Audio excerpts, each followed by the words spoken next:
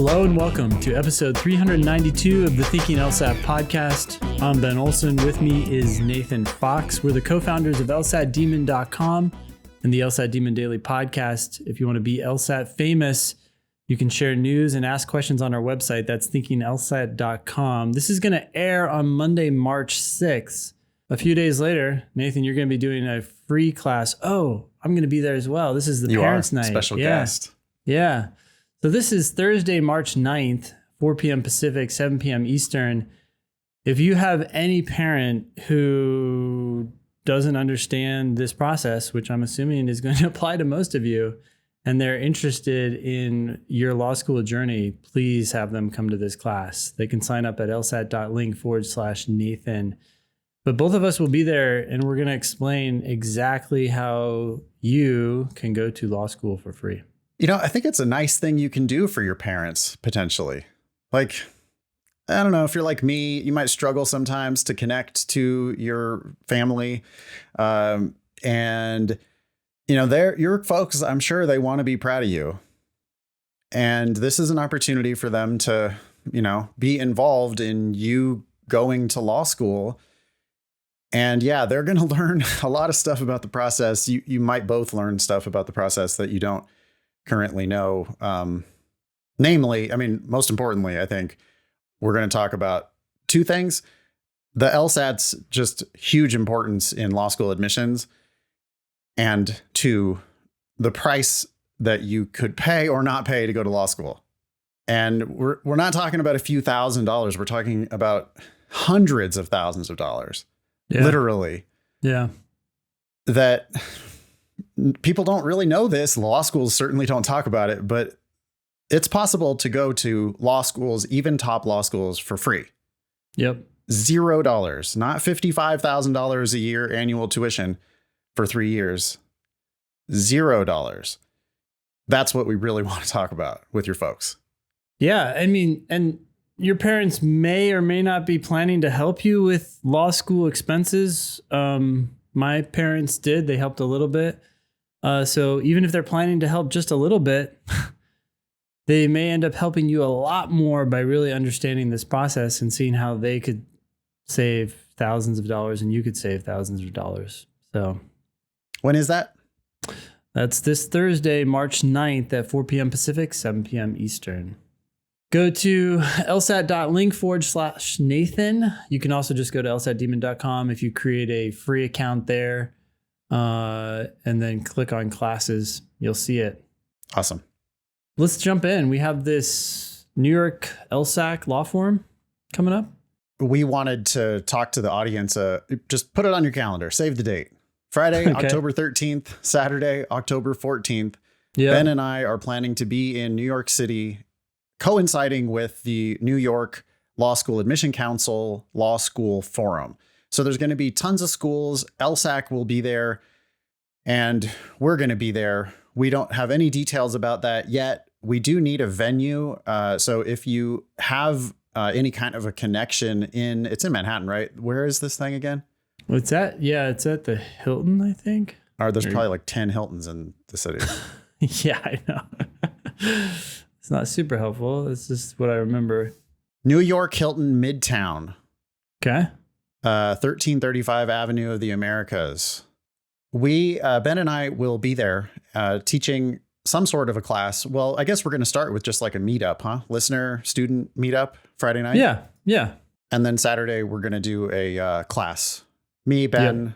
Some of our other teachers potentially. Yeah, that's what I'd hope. Yeah, it'd be fun to have I would hope them. so too. Hopefully we'll have a demon palooza. I think that's what we're talking about here. Is Demon Palooza. Yeah. Friday, October 13th, Saturday, October 14th. We're not sure exactly what that's going to look like yet, but please reach out if you're excited. Just talk to us on our website, thinkinglsat.com. Yep. Great. Anything else about that? I guess I wanted to ask if anybody has connections on like facilities that we might want to consider using. Obviously we'd pay for whatever, but if you have kind of connections and you can think of a good venue, maybe somebody's like a restaurant owner or something, you know, there's things that we could potentially do. So talk to us, please. Just get in touch at thinkinglsat.com. Yeah, it's been a long time since we've done a class together.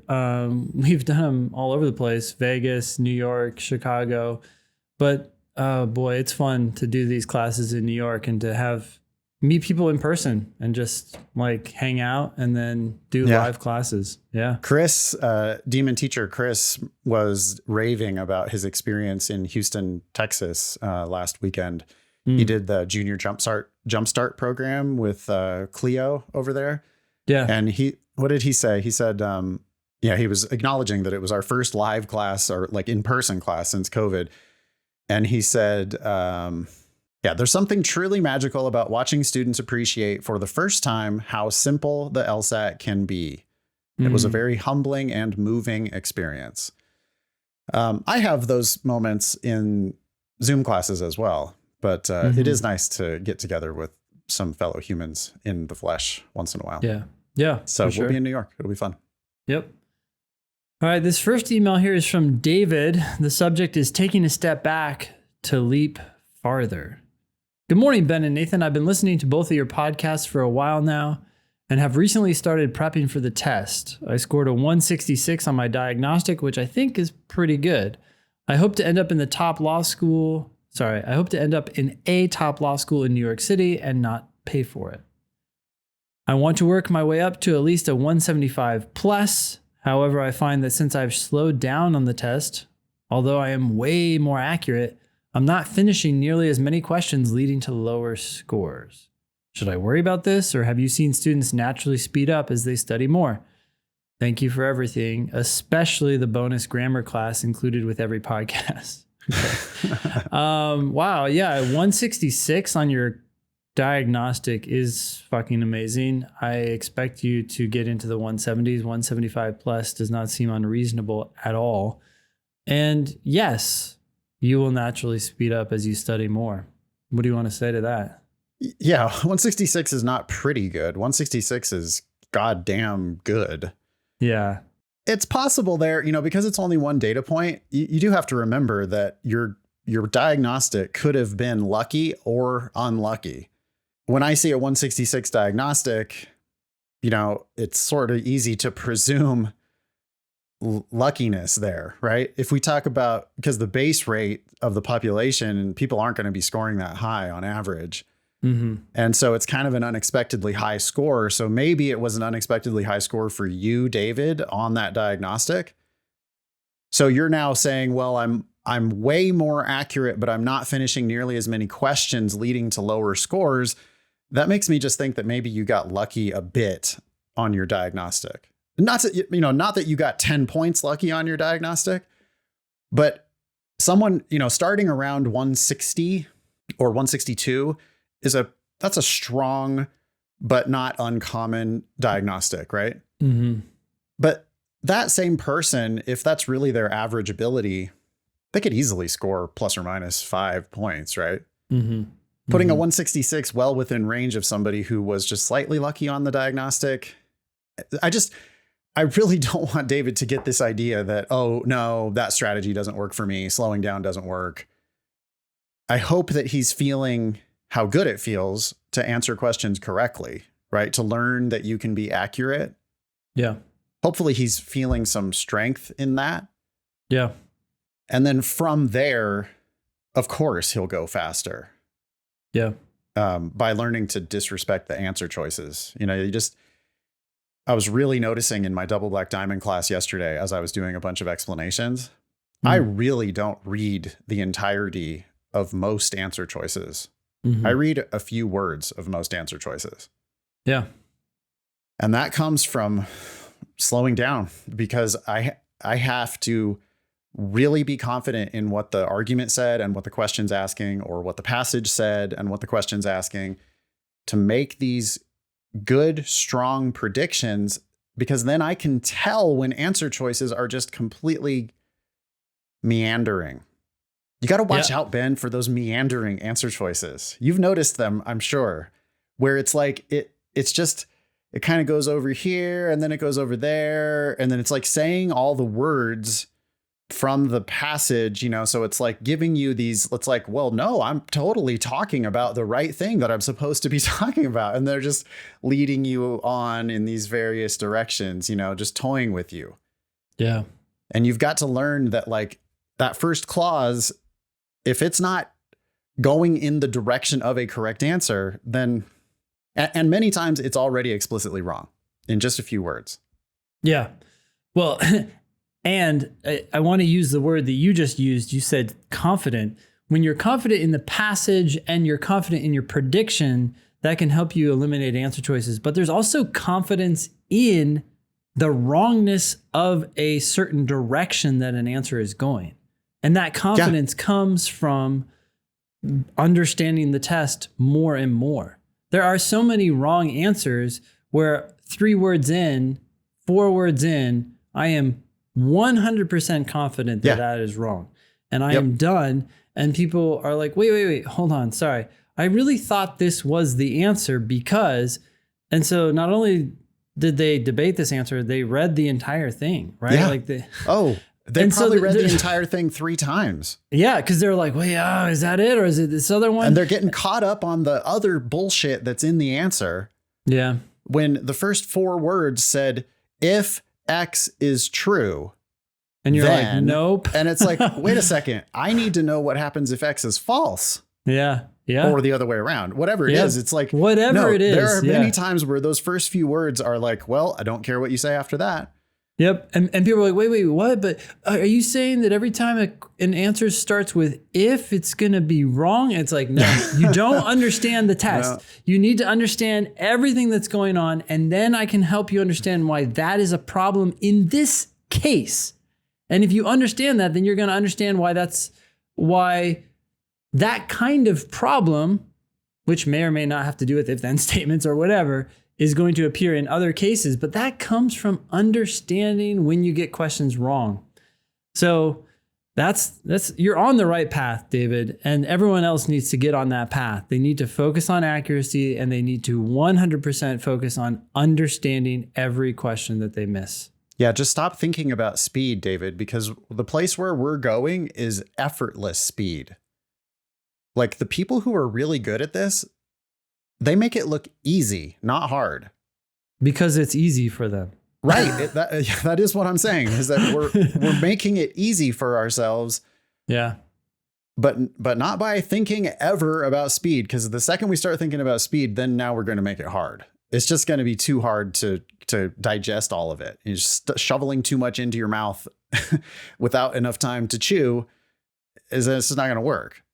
I mean, you said stop thinking about speed. I agree 100%. Also, just stop thinking about scores, right? Hopefully our discussion of variance helps people realize that there's not that much to glean from these ups and downs. That's to be expected. But it's such a blunt number. It's like, what do I mean by that? It's very imprecise, right? It's just never productive. Like, oh, wait, you got a 170? Yeah, but what questions did you get wrong? And what do you understand about those questions now, today, in this moment? It's like going into the doctor and saying, I have aches and pains.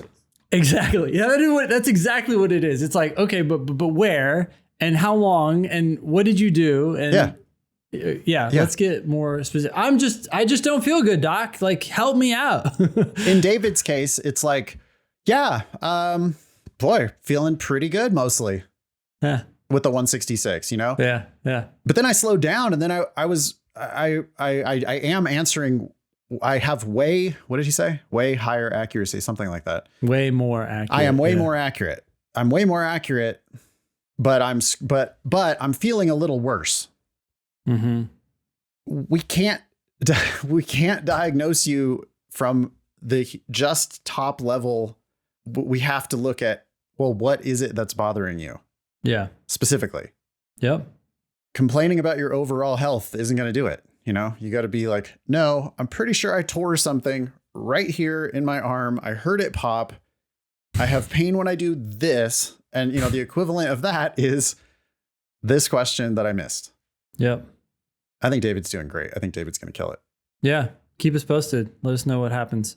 Anonymous has an email that says wait for next cycle ?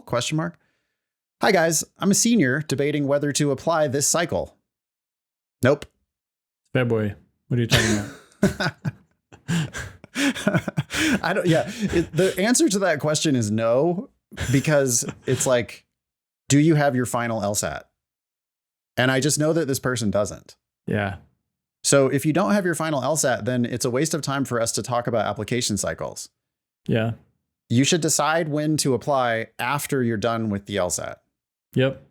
Anyway, so this anonymous, we're in planning mode now instead of like action mode. Action mode is, no, I really need to rehab this one thing right here in my shoulder. What do I do to rehab this thing in my shoulder? Or what do I do to fix this one logical reasoning question that I don't understand? 100%. But instead of... Go ahead. Fix your shoulder and then sign up for the next tournament. Yeah. Because who knows how long it's going to take you to fix it. Right. You might be in rehab for 6 months. Who knows? Right. Hopefully not, but... Right. Well, and there's also, it's a 6 week lead time to register for a tournament being the LSAT. Yeah. And you don't need to make decisions until your practice test scores are exactly where you want to be, or damn near where you want to be. Yeah. Okay. So anonymous, we're just trying to encourage everybody to ask questions that are specifically oriented toward individual LSAT questions. I understand that you can't do this for a public podcast because licensing restrictions, and we can't talk about LSAT, individual LSAT questions in a public forum like this. That's what we do in LSAT Demon. But if you were if you were one of our students and you wanted to talk to us about anything at all, it's really most important that we talk about individual questions that are bothering you rather than any of these timeline, cycle, test registration. It's really pretty simple. Are you happy with your practice test scores? If so, sign up for the next practice test.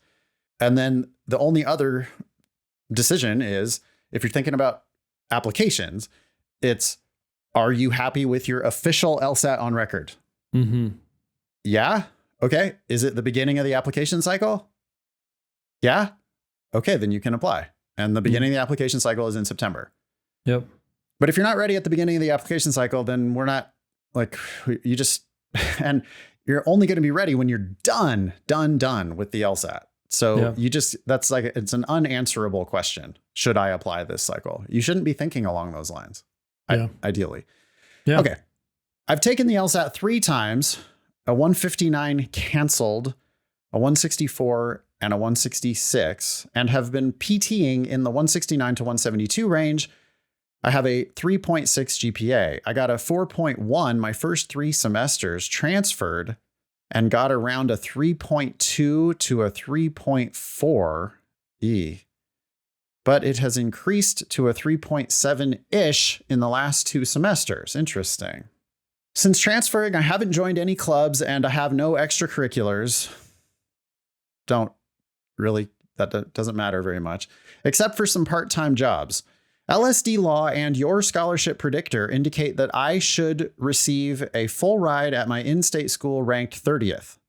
That's lsatdemon.com/scholarships. You can play with our free scholarship predictor tool.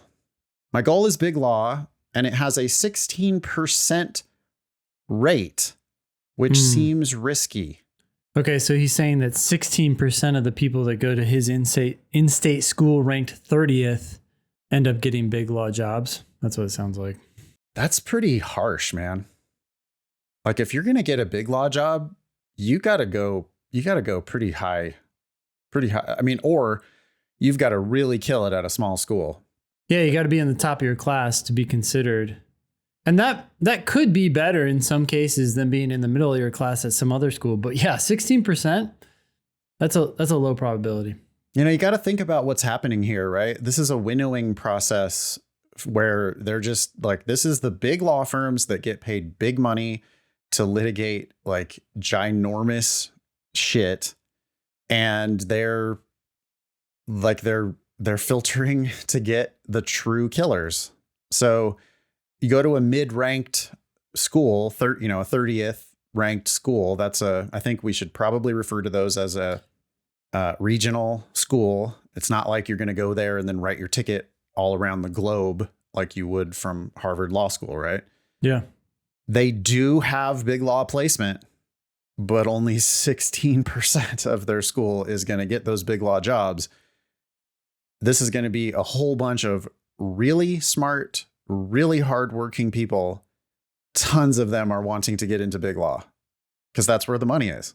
Yeah. Notice, I'm sure that 16% is coming from the top 20% of the class. Some of the top class is going somewhere else, but it's not coming from the middle or the bottom. Right. So you got to do. Yeah. Cause that's how the law firms do their hiring. Yeah. They're just like, hey, we're going to talk to the people who we're outsourcing that selection process to 1L professors, essentially.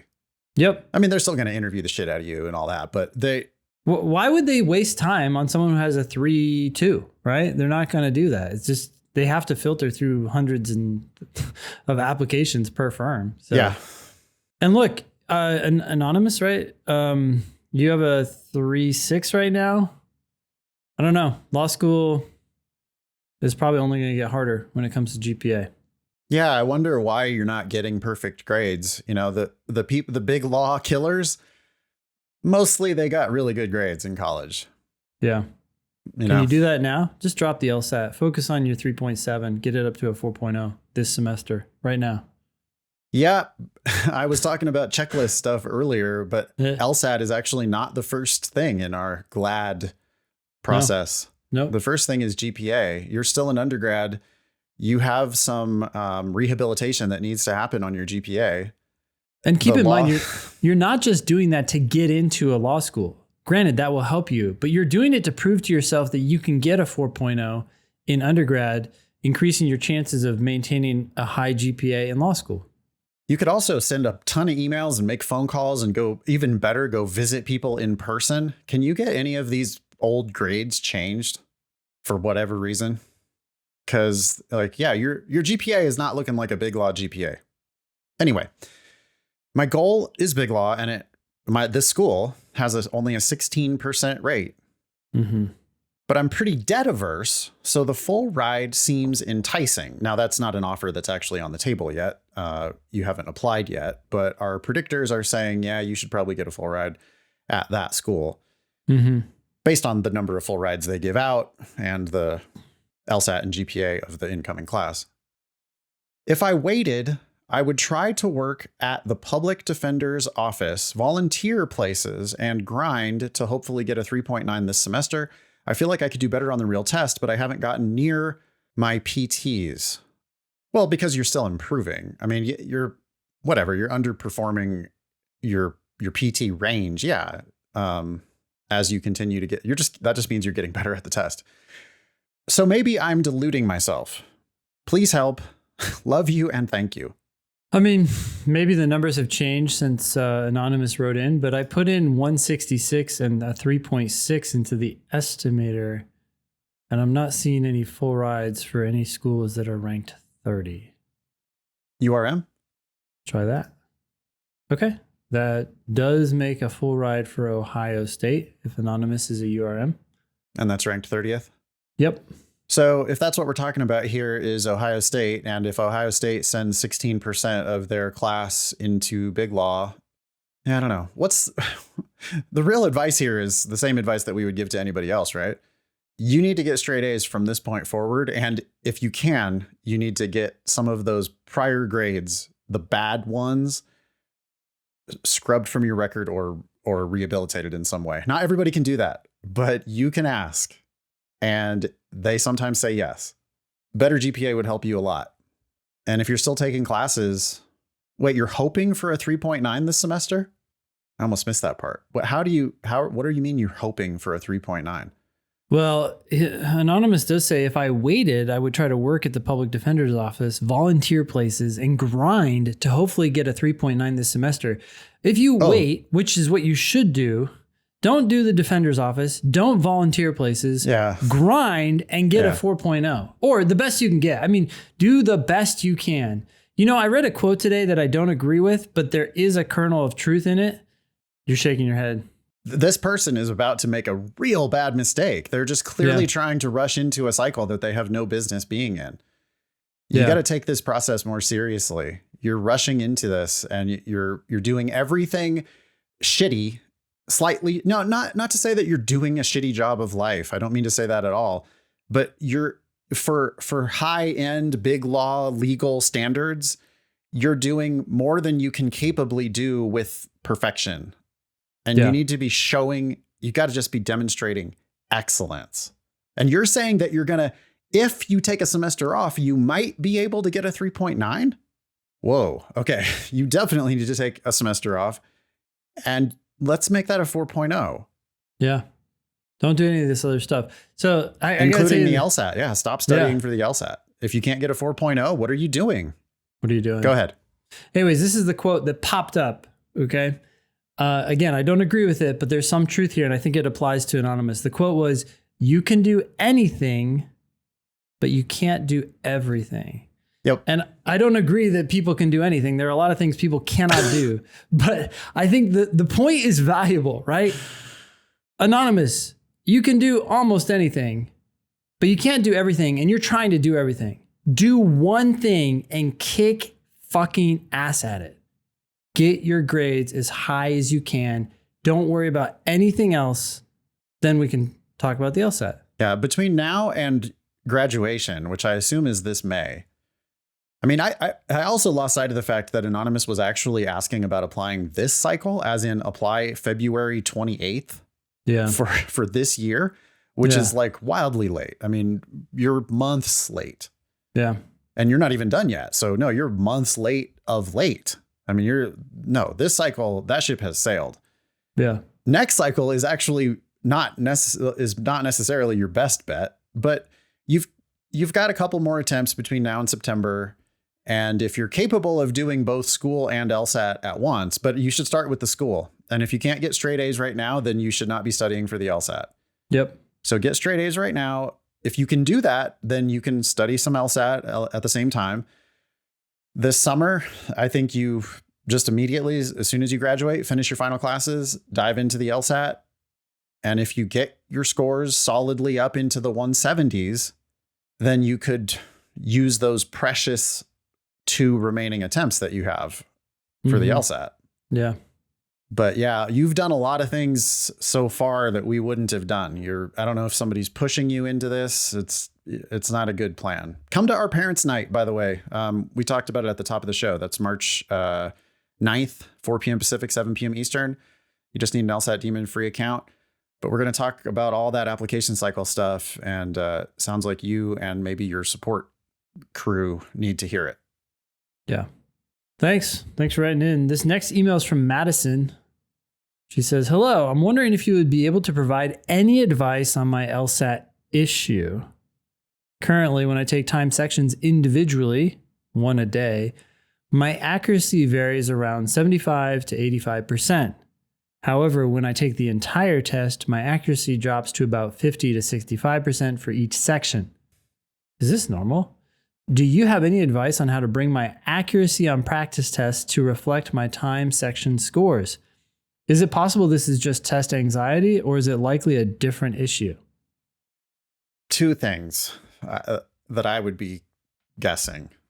First, you might not be taking your timed sections seriously enough. Like, I understand that you're doing them, but maybe you're doing so many of them that you're just, I don't know, somehow you're being a little bit more casual with it, which is actually better. You need to take your practice sections. You need to treat them as if, okay, it counts.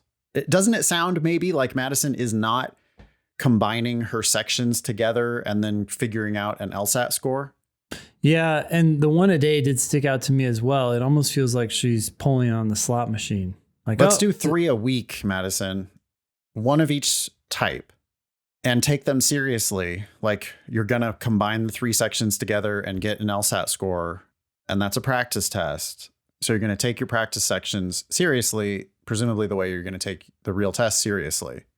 And then just continue focusing on accuracy. I mean, that's the thing. That's the only thing that matters is accuracy. By the way, 75 to 85%, that's like good, but we would prefer it would be higher. Yeah. 85 to 95 to 100 would be ideal. Yeah. So, you do need to work on your accuracy across the board, not just in these full tests. when you're doing the full test, I have heard people say this, that, yeah, they like do better on time sections than they do on full tests. They frequently hypothesize that it's a stamina issue. I don't think that it's really a stamina issue. One, Madison is saying it happens on each section, including the first section. So stamina shouldn't be an issue. Second, taking a full test is 2.5 hours, right? It's not, this isn't and you're sitting down while you do it. So it's not like it's so intense that you're going to get tired at the end, unless you are substantively not good enough at the test. So that's actually my second hypothesis, which is if you are struggling if it is any kind of a stamina issue, then it's that really, I think you solve that by just getting better. And 75% accuracy, that indicates that you're having a hard time on at least 25% of the questions, because you're missing 25% of the questions. Well, what about the remaining 25% of the questions that you might be getting? You could be getting 25% of them right with like uncertainty. And so if you bump that up, if you start getting more like 90%, then it's just, you're not going to be struggling as much. Yeah. And if you're struggling like more on each individual question, but unlocking it, instead of doing what you're doing now, which is struggling less on each individual question, but you're on so many more questions. And so then it's like the test just seems hard and stressful. Yeah. What do you think? Is I agree with all that. I mean, I guess it's kind of saying the same thing. I do think she's probably, whenever you go into a section, you need to focus on one question at a time, right? Yeah. And anytime you start thinking about the section as a whole, then your mind is slightly being pulled away from the question at hand. And you also start speeding up a little bit, making mistakes. These kinds of things happen. I think sometimes when people take an entire test, they're just like drawn to do that even more, because they're thinking about not only trying to finish the section, but then they're like, oh, I have to finish this test. I'm just on the first section. It's like, you gotta, in both the section and in the test, you gotta keep pulling yourself back to the question at hand. And then that makes the tests and the sections even more similar. Yeah. It's likely that really got me thinking there, Ben, because it seems like we don't know what Madison is necessarily doing when she's doing just one timed section. She might be thinking about the section as a whole, but maybe she's doing a better job of staying focused on one question at a time. Mm-hmm. Regardless, when she's doing full tests, it does seem like she's probably thinking about the full test, instead of thinking about the one question. So now it's like, instead of just thinking about the section, she might be sitting there going, oh, okay, this is section 1 of 3 or section 1 of 4. If you're doing an experimental section, this is but hey, the clock is already ticking and you're supposed to be solving question number 1. Yeah. And in question number 1, you're supposed to be solving that first sentence. Yep. Have you solved that first sentence yet? Or are you thinking about the test and your score and time how you did on the first section? Exactly. Yeah. Oh, I'm so surprised that I hate it when reading comprehension is the first section, shit like that. It's like, well, you had to do a reading comprehension section. What fucking difference does it make if it's first, second, or third? Yeah. They're all independent, discrete sections. So yeah, students do spend way more time worrying about that stuff than is optimal. You really should be thinking about one question. Yep. You got this, Madison. One question at a time. Thank you, Madison. Pearls versus turds. Okay, so this is from Anonymous. I guess Abigail got it as a help email and forwarded it to us. Thanks, Abigail. Okay. So Pearls versus Turds is where we take some advice that someone has heard and decide whether it's a pearl or a turd. Right now we have 25 pearls, 71 turds, and 26 ties. You want to read it? Sure. LR plateau problem. I think that I have a solution that goes against your recommendations, comma. I'm going to try it out and get back to y'all, colon. The problem is similar to reading comprehension. That's a bad colon, huh? By question 18, says Anonymous, my brain farts I start taking a long time to comprehend sentences, semicolon. Since the questions tend to get harder as they progress, the issues compound and I take even longer to comprehend and answer the last 5 to 10 questions. This consistently resulted in -7, -6, -5, -4, parentheses, being one of my best performances. However, when taken in isolation, I'm often able to answer the toughest LR problems, exclamation point. I mean, that gets back to what we just said to Madison. When you do one question at a time, whether that's in a section or in drilling, that's your best way to do well on that question. So I'm not surprised. I can see where this is about to go.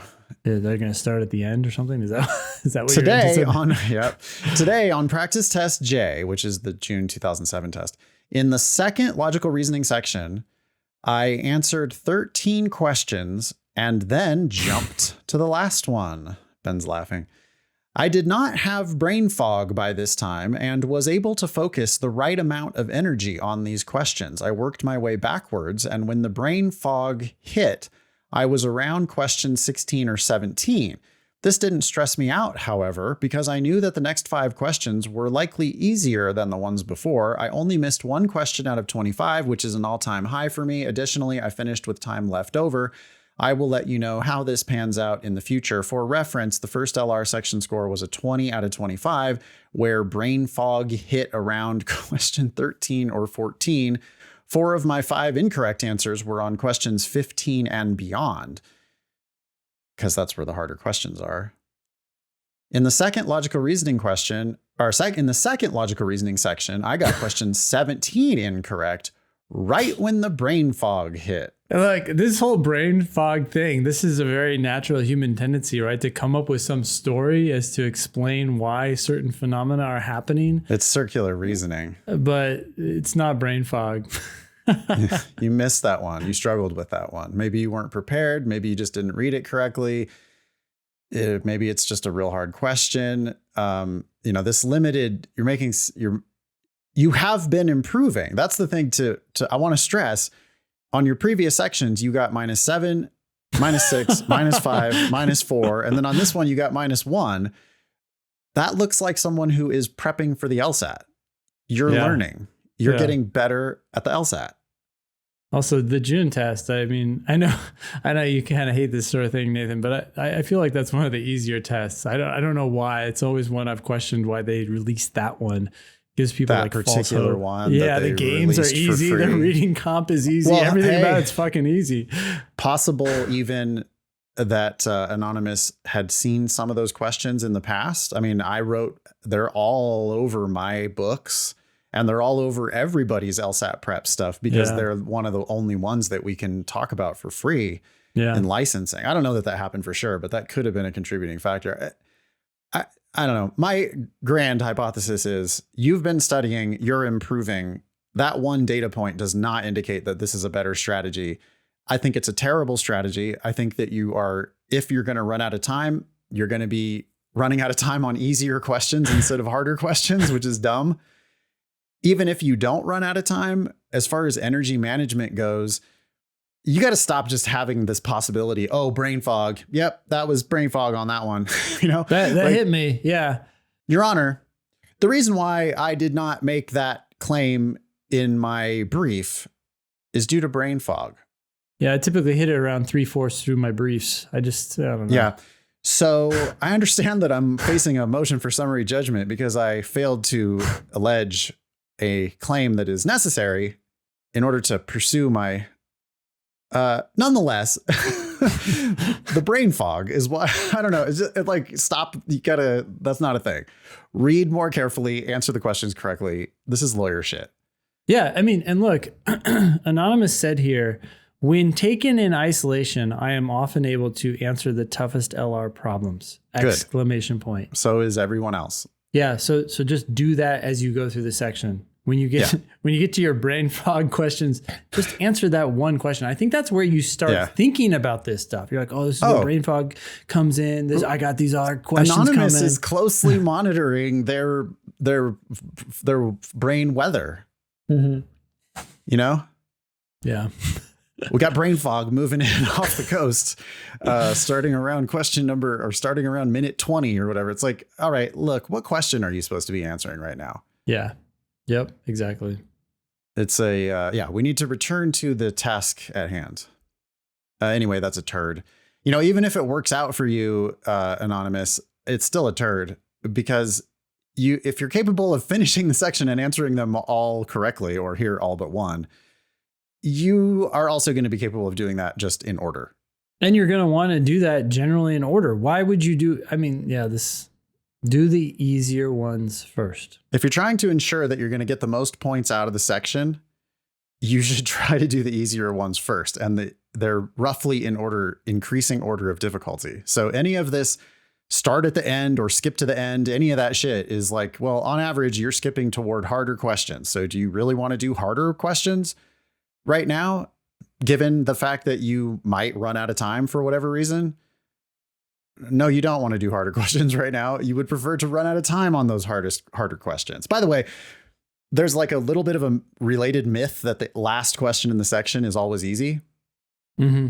Mm-hmm. It's not. There are plenty of sections where the very last question in logical reasoning is the hardest question in the section. That happens all the time.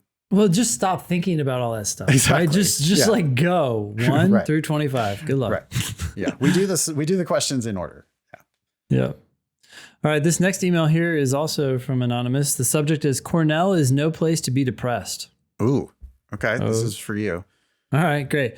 As a longtime listener, I keep hearing people on your podcast who write in asking if they should talk about their mental differences in their personal statement. I've linked an article from a Cornell professor who talks about how Cornell has an informal policy of rejecting all students who mention having depression or other similar illnesses. That's probably illegal. Yeah, so but it's an informal policy. And so if you can't prove that they do it, I mean, here's a professor saying, hey, we're doing it. That's a little weird to like make it so public, but okay. Yeah. Well, maybe this professor is like, hey, this is fucked up. You know, just like, what was it? Columbia blowing the whistle on themselves? Yep. The math professor. Yeah. Yeah. Uh-huh. For what was that? That was for grade inflation or no, for giving the wrong data to lying to the college board. No, that was because it was the undergrad. It was the undergrad. Yeah. Yeah. So maybe this professor has tenure is like, fuck it. You guys are we don't like this. I don't like this policy. He even included a quote from the director of admission. And here's the quote. There are times when a disclosure of an existing psychological or emotional problem will be a factor in a decision. Look, the professor doesn't have to say this. Even if someone has the best intentions in the world, these things are going to be a factor. Fuck yeah, it's a factor. The decision. It doesn't matter whether it's a factor. Yeah, it's just impossible to avoid. Whether it's legal, different question.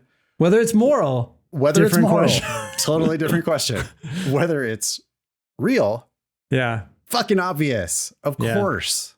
Mm-hmm. And I think that if we are honest with ourselves, we would acknowledge that we do similar discrimination all the fucking time. Yeah. It's not part of our best nature, but attributes, affect our decisions. And sometimes somebody comes to us with an attribute of, depression. Yeah. It's especially when you're looking at, when you're looking at two people with the same numbers, it just, right. They never have to say why they picked one person over another. They may not even know why. They may just exactly. It could totally be subconscious. Yep. Yeah. It's tough. We're not justifying this in any way. We're just saying, be aware that it likely happens, which is why we would encourage you not to write about this in your personal statement. It's also strange. You do it in your own personal life. You might not do it with depression specifically, but you do it with other things all the time. Yeah. And it's just human nature. It's like, somebody's telling you if they're telling you a story that's related to like their own personal, I don't know, history, attributes, you're taking it all in, and then you're making decisions about them that you don't even know how you're being influenced by their whole presentation. Exactly. Yeah. we can try our best not to. And, this seems like a violation of the Americans with Disabilities Act. Yeah. And so they could probably get prosecuted for this type of shit. But what's to stop a law school director of admissions, the person, whoever makes the final decision, what's to stop them from subconsciously or consciously denying applicants who diagnose, who disclose this type of shit?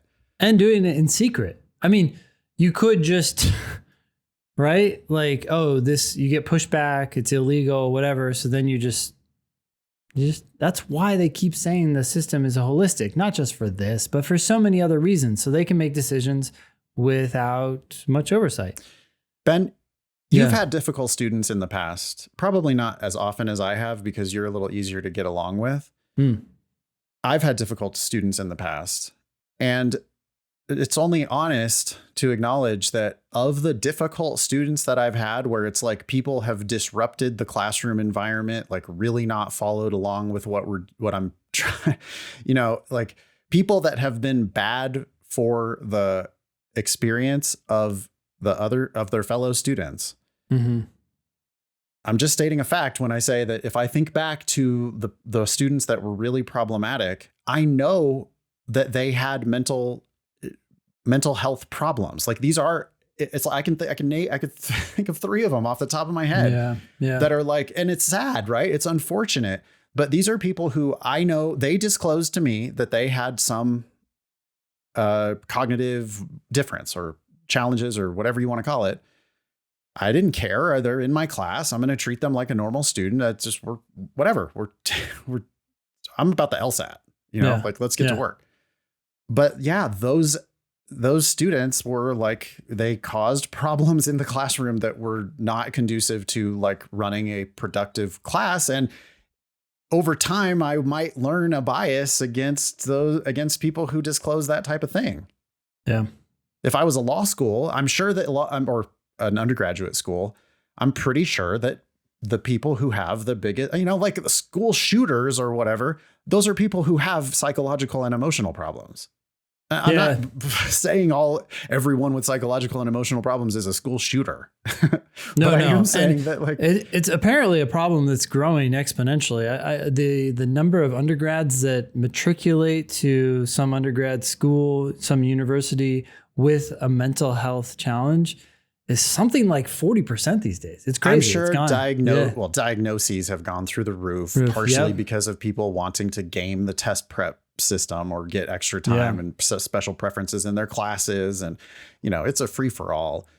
Well, we also had COVID and stuff like that. And that led to problems. Right. And part of it is an awareness, like a very genuine awareness of mental health.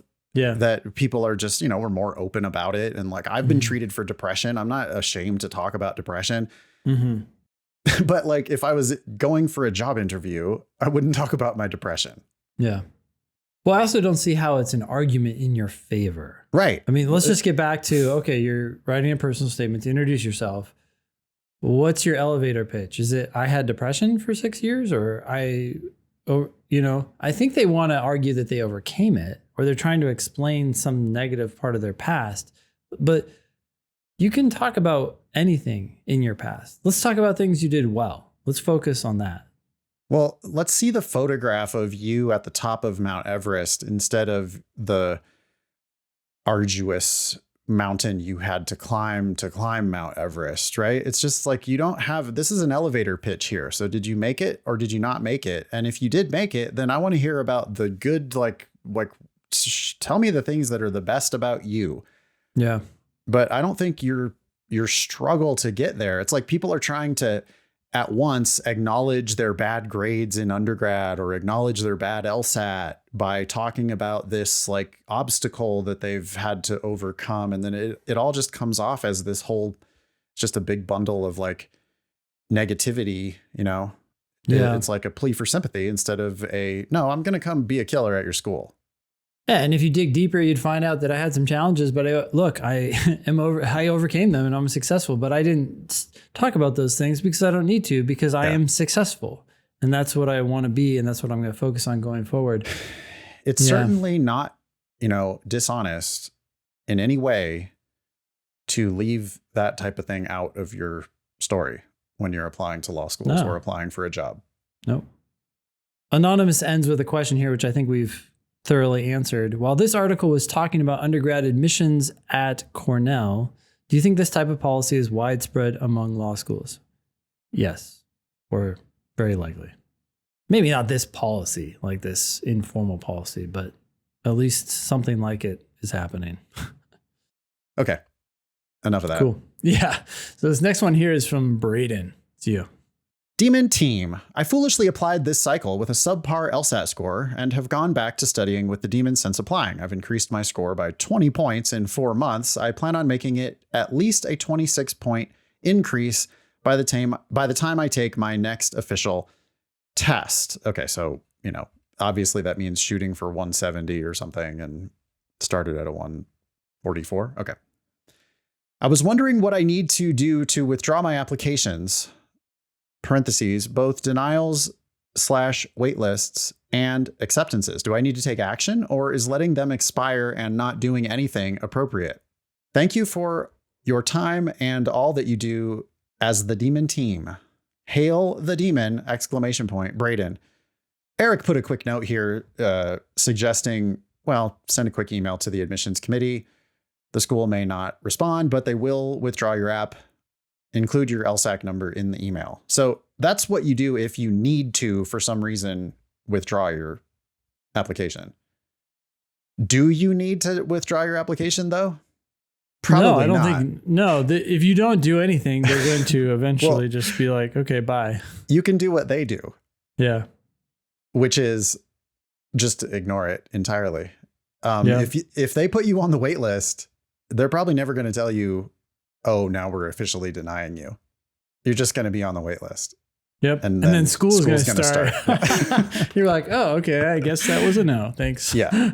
And then you get to apply for the next cycle if you want.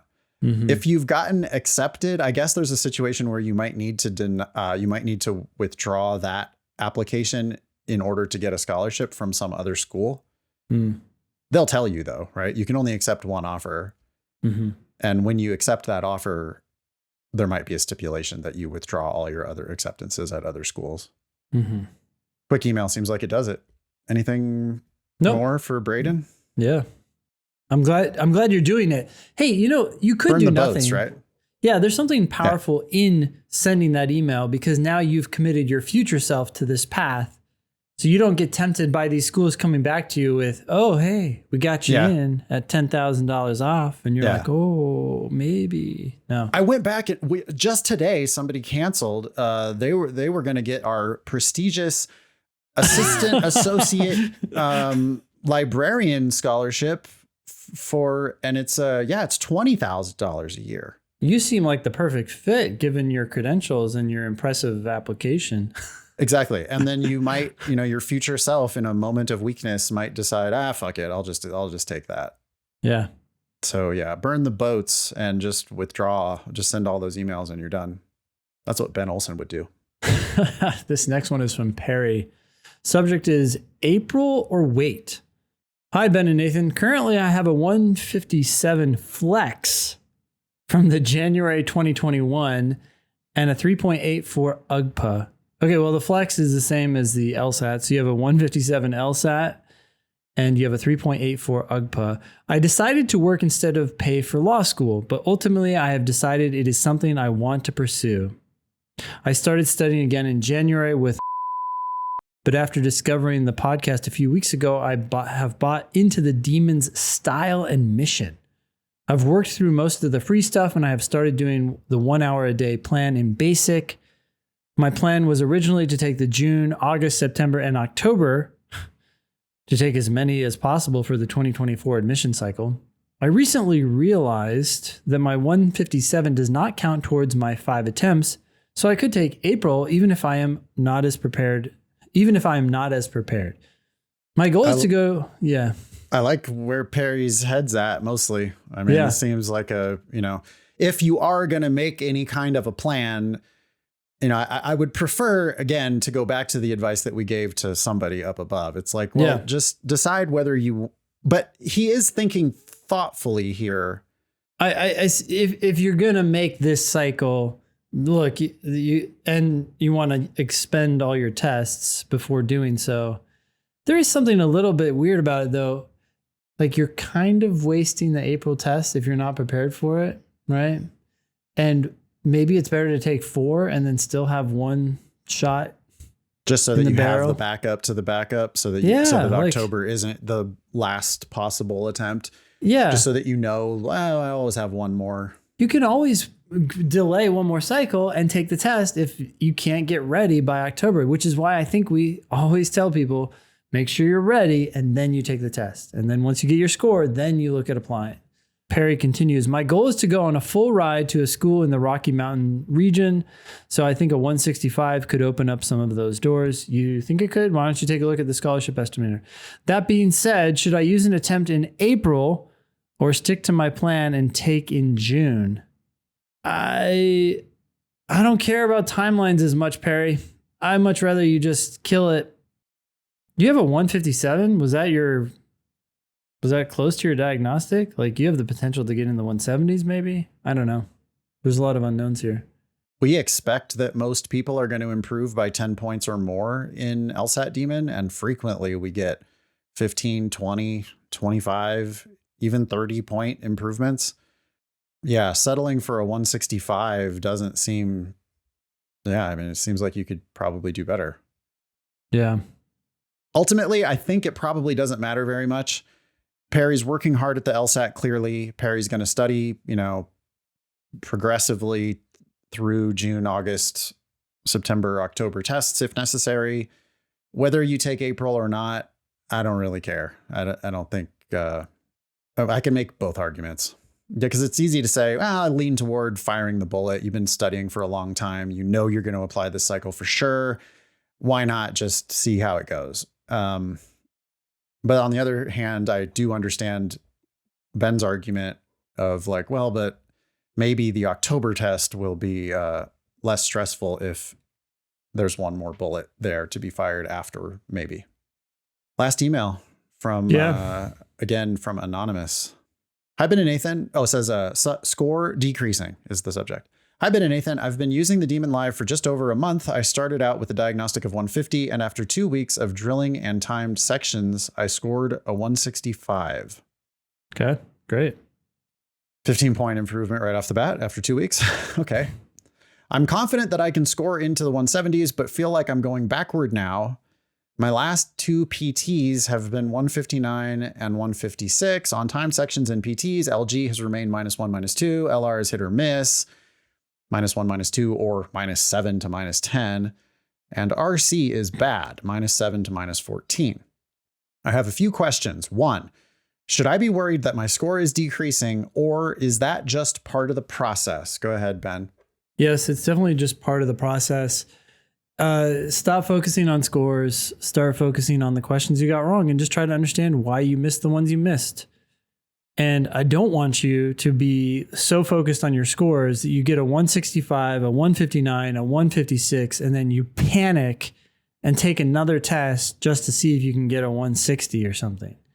That's not how you get better. You get better by saying, okay, what happened? How did I get a 156? And that means looking at the questions that you got wrong. That's the process. There's just a ton of variance here. I mean, the 150 diagnostic could have been a little unlucky. The 165 diagnostic could have been a little lucky.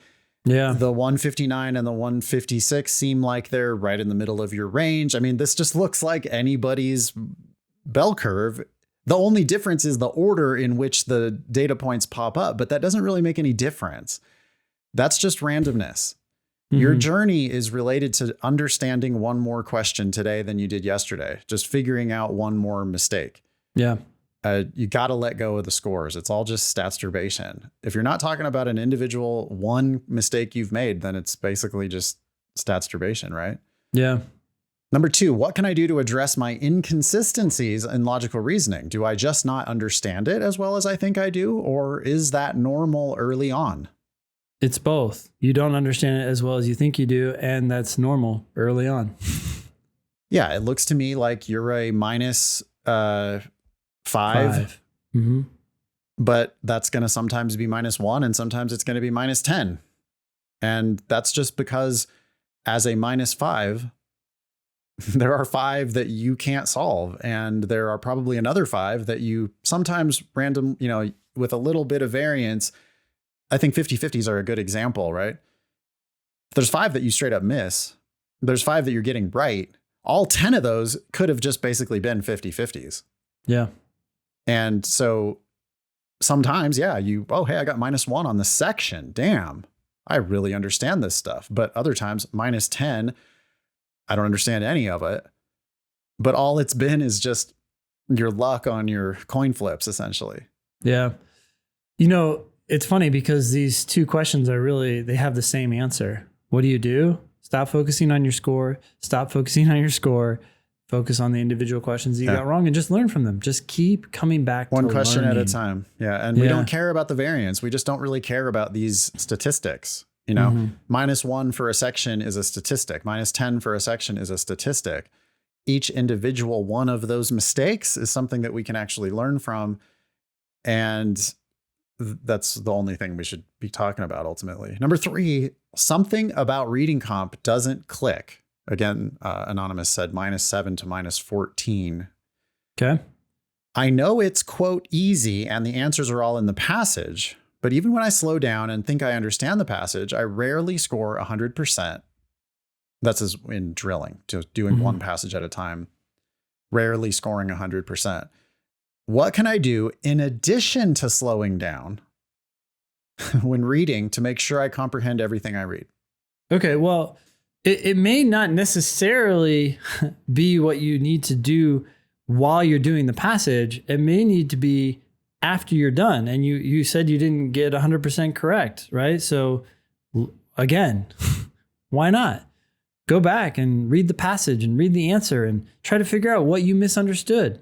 Did you misunderstand something that you read in the passage? Or did you misunderstand what the question was asking?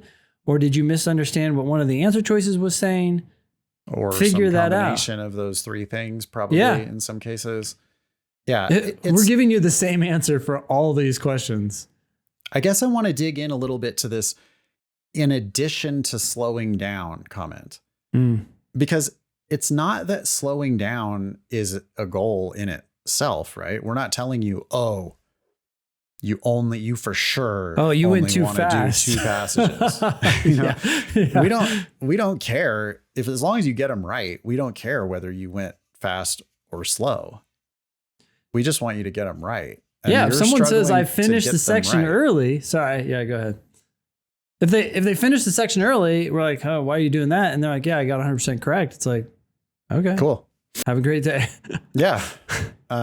But when you need to feel what it feels like to comprehend. Like there's a story there. Are you getting excited about this story? Have you figured out a way to get some skin in the game? Do you give a shit about this passage? A good example is this, I think it's a pretty recent passage, the reading comp passage about perfume. Oh, are you familiar with that? Yeah, of course. They talk about perfume and they try to treat it like art or something like that. I had it in class just the other night, and people right off the bat in the chat in Zoom are like, I hate the ones that are about art. I hate the ones that are about criticism. Yeah. And that is a passage about art criticism, but it's hilarious it's just the absurdity of the argument that they're making. And if you're doing it right, you end up enjoying the passage, or at least from my perspective, I end up getting so pissed. It's like fake pissed. I'm like yelling at the speaker because their thesis ultimately is that perfume is every bit as important of a fine art as, like oil painting. Yeah. Or what else did they also said symphonies. And they also said architecture. That was the one that made me laugh out loud. It's like, oh yeah, sure.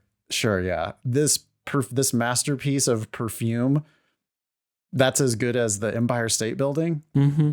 Similar levels of talent and sophistication and artistry. But you can find this like joy in reading, really, right? Like, so read a lot. Try to figure out how to read for pleasure, Anonymous. If you're not already doing that, I think reading for pleasure could help you a lot in the long run. In the short run, you got to take one passage at a time and one sentence at a time, and you've got to find a way to get into it. And I like that idea. Get into the story. Yeah. Not just be apart from it, right? It's like, hey, join the conversation with this author, even if you think they're fucking crazy. Or, I mean, you could react the other way too, right? You could be like, oh my God, for my whole life, I've been thinking that perfume, I mean, my grandma's perfume and it had some touches emotions. of lemon. Well, going off about it, like people go off about wine, talking about leather and tannins and bullshit. Yeah. And you could find a way to be engaged. And if you do, I think you're going to comprehend a lot more of the passage. Final tip, and then I'll shut up. On the questions themselves, you should be trying to predict the answers. I think you're probably not doing that. I mean, I'm sure you're not doing that. At least you're not doing it successfully. Because if you were doing it successfully, your scores would be much higher. You can learn that on reading comp and logical reasoning both, you can frequently know what the answer is before you ever read answer A. Mm-hmm. It just makes it so easy because it means that you don't have to wade through these bullshit wrong answers. Yeah. So slow down to engage with the passage to increase your comprehension.